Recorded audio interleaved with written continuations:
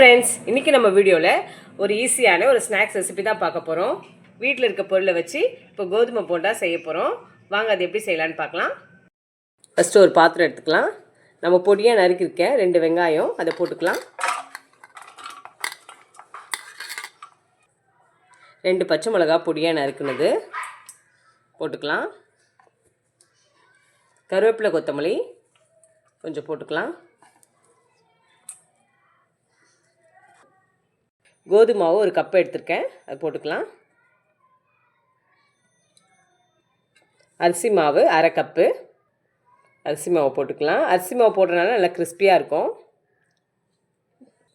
வெறும் மிளகாய்த்தூள் 1 ஸ்பூன் அளவு, தேவையான அளவு சால்ட்டு. இப்போ எல்லாத்தையும் மிக்ஸ் பண்ணிக்கலாம். இப்போ நல்லா கலந்து விட்டாச்சு. இப்போ நம்ம கொஞ்சம் கொஞ்சமாக தண்ணி விட்டு பிசைஞ்சு எடுத்துக்கலாம். கொஞ்சம் கொஞ்சமாக விட்டு பிசைஞ்சுக்கலாம்.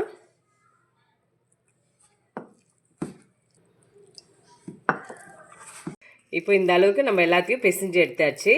இப்போ ரெடி ஆயிடுச்சு மாவு. இப்போ நம்ம பொரிச்சு எடுக்க வேண்டியதுதான். இப்போது எண்ணெய் வச்சாச்சு. எண்ணெய் நல்லா காஞ்சிடுச்சு. நம்ம சிம்மில் வச்சுட்டு தண்ணி தொட்டுட்டு ஒரு உருண்டையாக நம்ம போட்டு எடுத்துக்கலாம். ஒட்டாமல் வரும் தண்ணி தொட்டு எடுத்தோன்னா. சின்ன சின்ன உருண்டையாக பிடிச்சி சின்ன சின்ன உருண்டைங்களாக பிடிச்சி போட்டுக்கலாம்.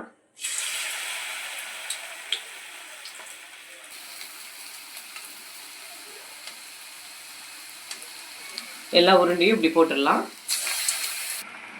இப்போ நம்ம கொஞ்சம் திருப்பி போடலாம். கொஞ்சம் கலர் மாறிடுச்சு பாருங்கள்.